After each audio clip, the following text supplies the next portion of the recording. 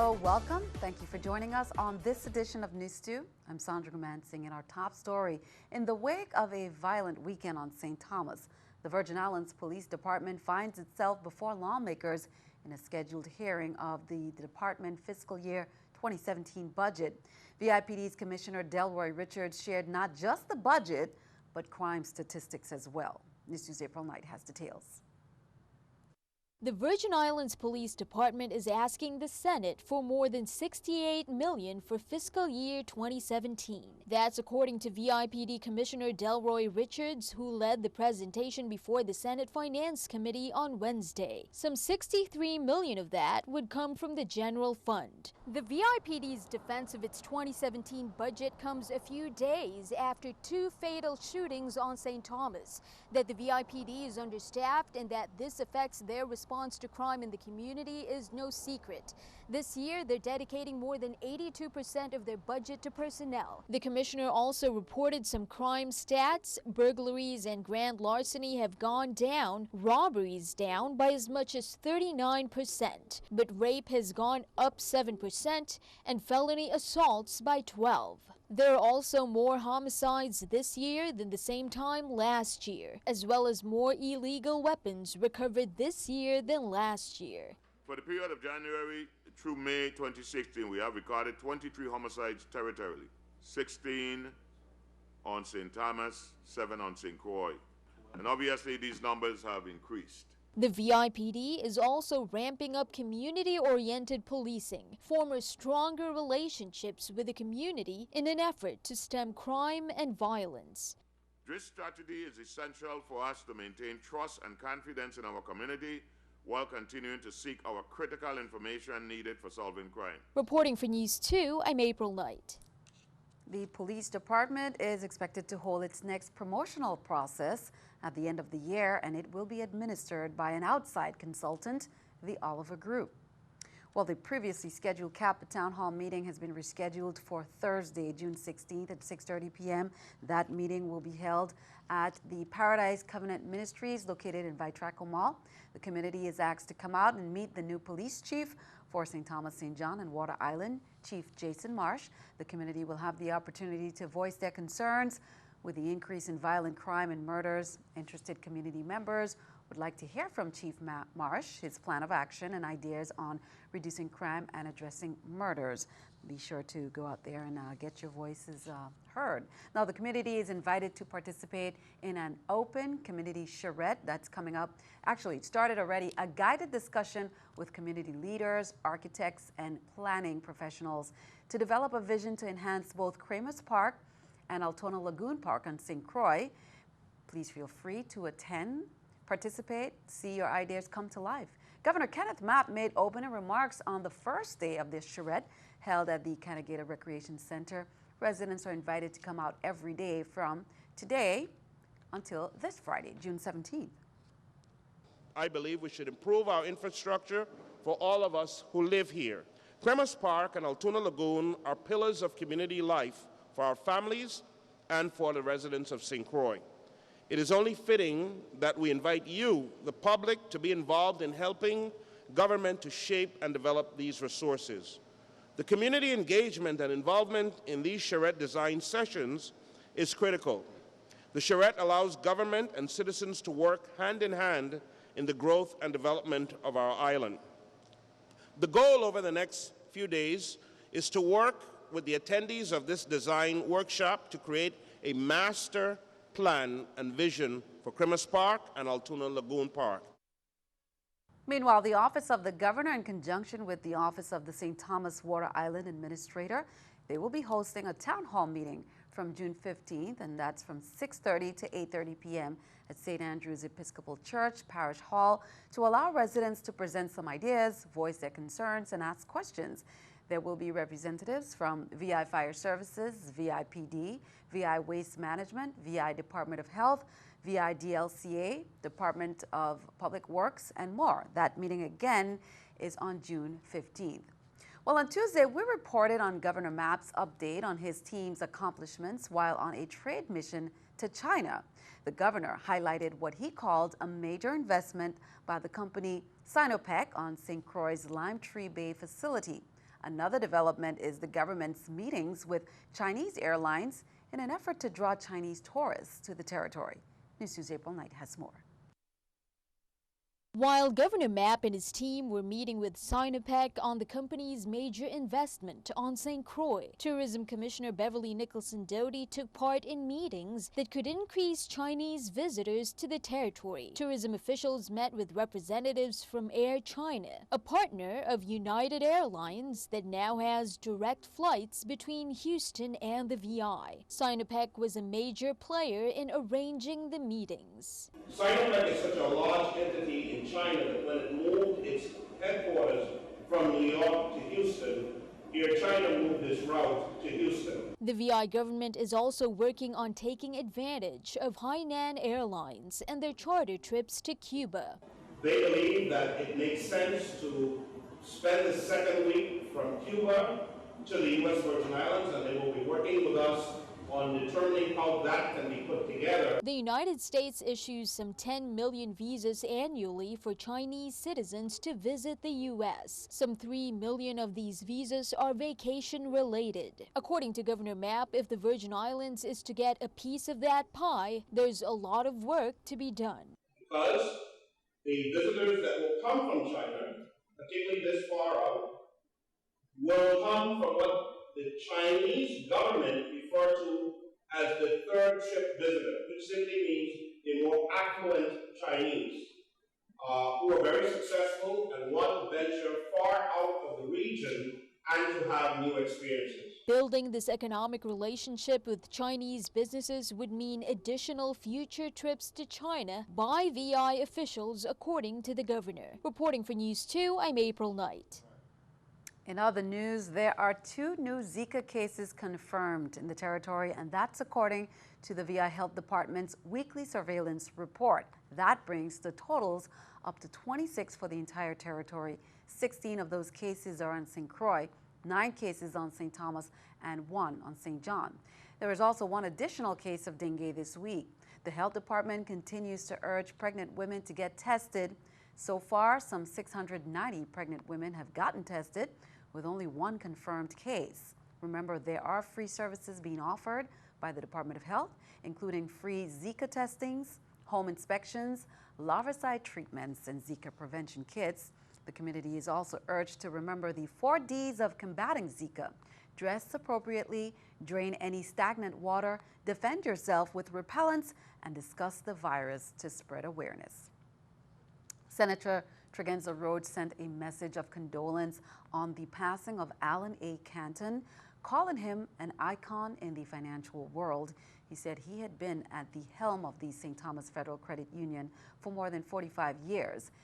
In the case of Mr. Canton, he said this loss also registers as a personal toll, as he extends special wishes for God's peace and grace to his daughter, Anise Canton, who serves as his media specialist, and to his widow, Alice. He says a personal friend. He served as a soldier in the U.S. Army, and for his many charitable acts. His service and devotion to his home, church, Memorial Moravian are particularly commendable. Turn our attention overseas as the Orlando community struggles to move forward. We're learning more about the killer and what he did during the shooting. According to law enforcement officials, Omar Mateed made a call to his friend to say goodbye while he was at the Pulse nightclub. And he also called a local TV reporter. And as Scott McLean reports, investigators are looking to his wife for crucial details. The University of Central Florida community gathered Tuesday night to honor the 49 killed and 53 wounded in Sunday's attack. Juan Ramon Guerrero. A UCF student and 1 alumnus were among the victims. Survivors are sharing their grief, wondering why they made it out alive. The question of why am I here? And why they're not.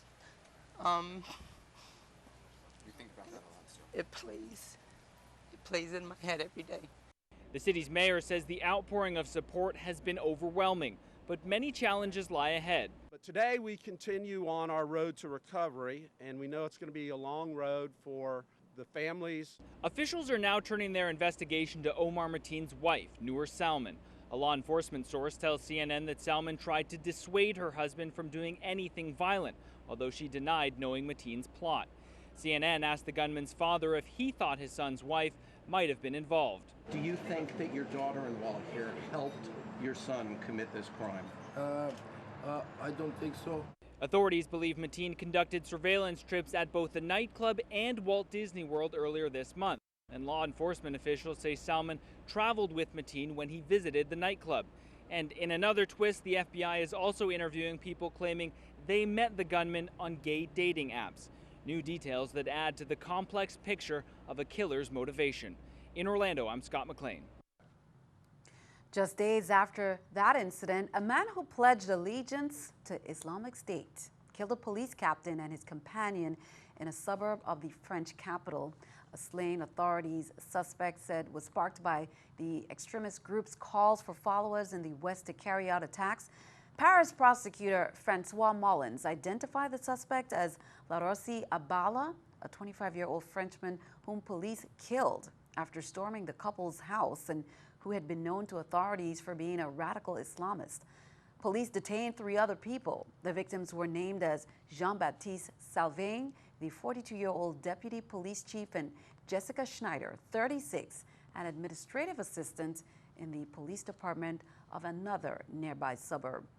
And top Republicans joined with President Obama and other Democrats in sharply condemning Donald Trump's reaction to that nightclub massacre in Orlando, decrying his anti-Muslim rhetoric and his questioning of Obama's allegiances as divisive and out of step with America's values.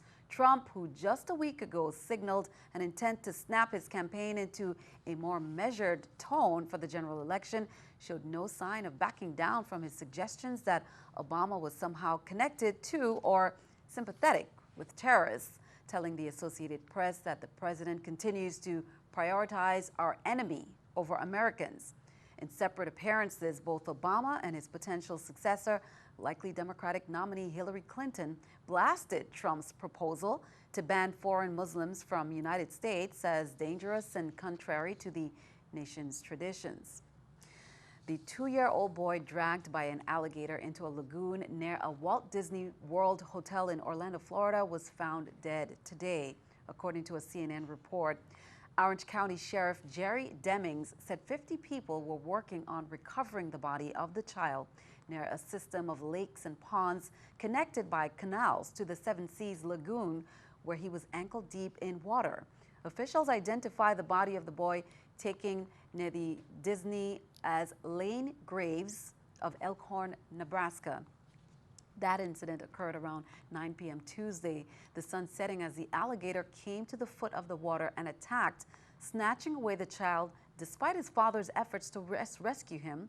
The boy's family was at a movie night outdoors at the Grand Floridian Resort when around 9 p.m. the boy waded into about a foot of water in the lagoon, authorities have said.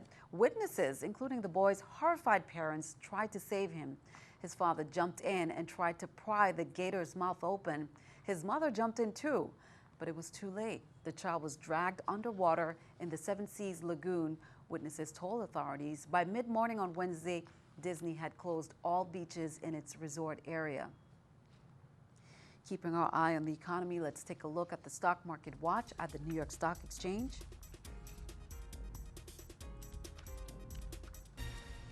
According to the numbers there, we can see everything down. The Dow down at 32, NASDAQ 8, S&P 500 also down at 3. Coming up on News 2, congratulations to Team USVI. They took home gold, silver, and bronze at a Taste of the Caribbean in Miami. We'll have the winners when we return.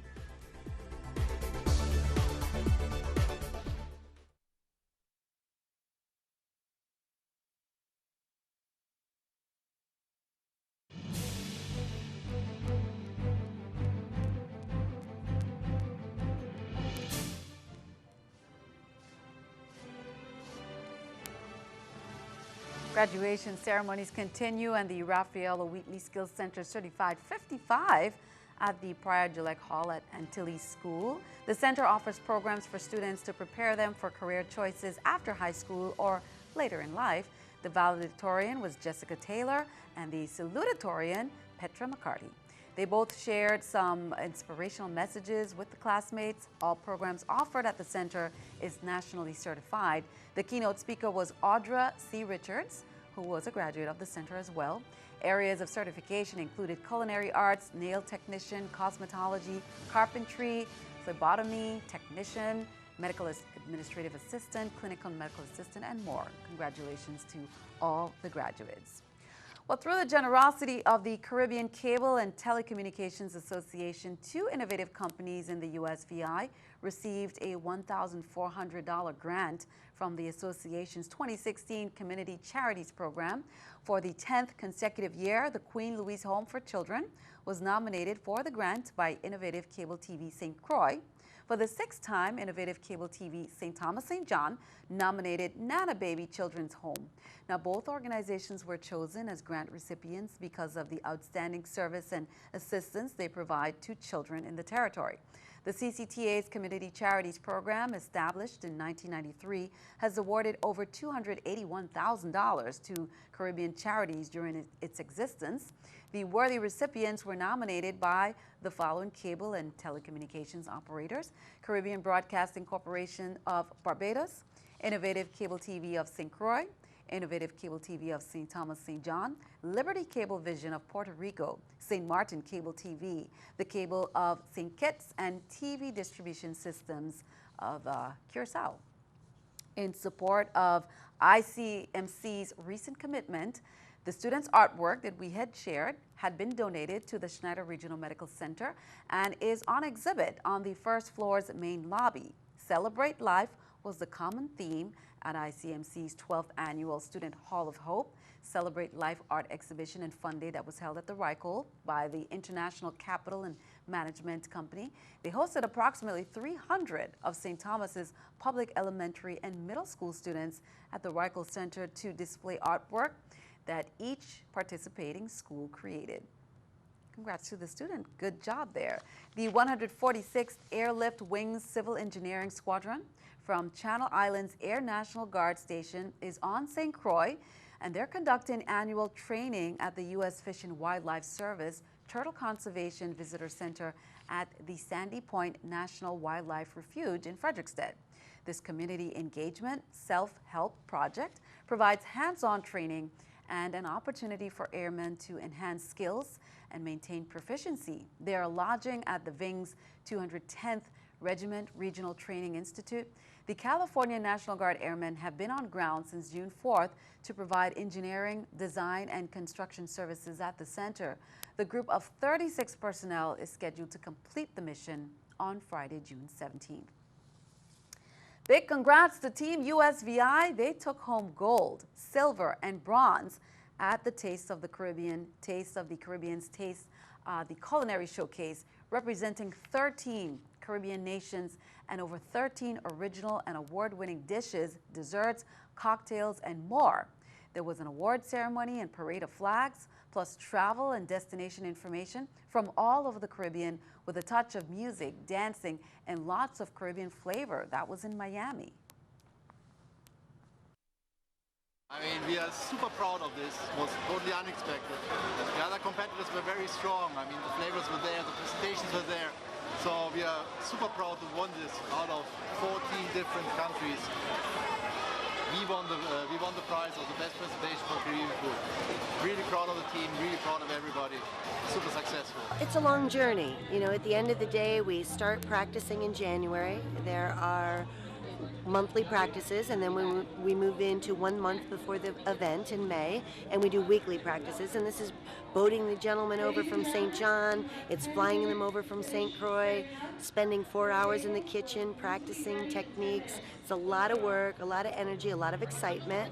The last 3 days have been amazing as usual. It's always an awesome camaraderie of the nations, and I think our team is learning a lot. It is a relatively new team with the exception of 3 of our members, and we've had some awesome wins and we've had some good learning experiences. Again, that event was held at the Hyatt Regency in Miami, and here are your VI winners. For team competition, the team received silver medal, Chef of the Year, bronze, Chef Sean Brian Sells, Pastry Chef of the Year, bronze winner, Chef Natalie Buckner. In the beef competition, bronze again, Chef Michael Matthew. Cheesecake competition, bronze, Chef Natalie Buckner. Junior Chef of the Year, silver, Chef Regine Abraham. And then in the seafood competition, bronze, Chef Edward McNamara. Bartender of the Year, gold, went to Frank Robinson. Congratulations to the team there. Don't forget, it's Father's Time to Shine coming up. The annual Father's Day weekend celebration is set for Frenchtown this Friday, Saturday, and Sunday, which is June 17th to the 19th. The Community for the Betterment of Carnars says they are now in its 21st year of organizing and producing this annual celebration. They are inviting the community to come together in Frenchtown to participate in an event that has become a traditional recognition of the territory's fathers and father figures. The festivities kick off again on Friday at 6:30 p.m. with an opening ceremony, and entertainment follows, as well as on Sunday and Saturday as well. The committee invites everyone to come out and sample the finest local cuisine at the 7 booths that will surround the Father's Day Village, and we will have more on Thursday. Another Father's Day event, the Virgin Islands Department of Education's Office of the Insular Superintendent, St. Thomas St. John District, in partnership with the Virgin Islands Housing Authority, Office of Senator Marvin Blyden, and the Department of Sports, Parks, and Recreation, they're inviting the community to Fathers Strong and Fun All in One. That's from 10 a.m. to 4 p.m. on Saturday, June 11th at the Emile Griffith Ballpark. The special pre-Father's Day event will feature children's activities, including finger painting and Father's Day card making. There will also be a fun father and child dress-up contest, a basketball tournament facilitated by the Ulla F. Muller and Lockhart Elementary chapters of Fathers or Role Models. There will be free haircuts, raffle giveaways, and live entertainment. A mini health fair will provide free health screenings to attendees, and a complimentary lunch will be served. The event is free and open to the public, so be sure to take that out and enjoy the day. Well, be sure to stick around. Your News2 Accurate the Forecast is coming up next.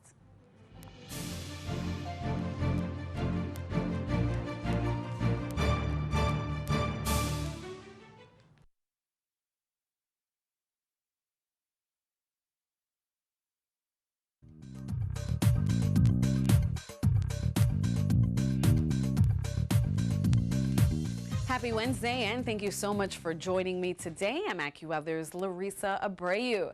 Conditions across the Eastern Caribbean continue very nice. What we have going on is lots of dry air that's dominating the weather forecast, prompting hazy sunshine from Puerto Rico to the Virgin Islands. And so for tonight, we remain nice and quiet with clear skies. Temperatures will stay mild. We're right around 81 degrees here throughout the overnight. And as we head towards tomorrow, still a very pleasant day with sunshine and some clouds, and temperatures in the 90s across St. John's. 90 degrees St. Thomas with hazy sunshine throughout the day. Hazy sun makes for the perfect sunset, so keep that in mind over the next few days. Out in St. Croix, highs will warm up to 88. Lots of sunny spells throughout the day, maybe perfect to go out and hit the beach. If you are hitting the beach out in the Atlantic, waves are between 2 to 5 feet. Winds are out of the east between 10 and 20 knots. Although we don't have any advisories, small craft operators, please exercise caution. Out in the Caribbean, waves are between 3 and 6 feet. Winds are out of the east, quite similar, between 10 and 20 knots. We can even see gusts past 25 knots. So once again, small craft operators should exercise caution. Now, over the next few days, dry air will continue to dominate the weather forecast. As we head towards Friday, we may see a passing sprinkle in spots, but the day should be generally dry. And what a way to wrap up the work week. It'll be nice and sunny with just the potential of a passing shower. Temperatures remaining mild in the 90s and then dipping down into the upper 70s throughout the overnight. Over the weekend, it's going to be nice with lots of sunshine, perfect beach conditions. There'll be a bright sun, light breeze, and temperatures in the upper 80s both Saturday, and then we're a little bit warmer on Sunday. And we also have a better chance to see those trade wind showers ramp back up as we head towards the second half of the weekend. Sandy? Thank you for that, Larissa. And time for our News2 weather picture there, which is by Davia Davis, 7 years of age. representing the LCR Community Learning Center. Some dark clouds and stormy, turbulent weather there. Davia shares with us, depicted here in this, and we can see the dark clouds there. Thank you for that. Send us your news weather picture to be featured right here on News 2. Your weather picture to News 2, Innovative Business Center, 4611, Tutu Park, Suite 300, St. Thomas, VI 00802. That is all for this edition. I'm Sandra Mansing. We thank you for joining us. We'll see you next time.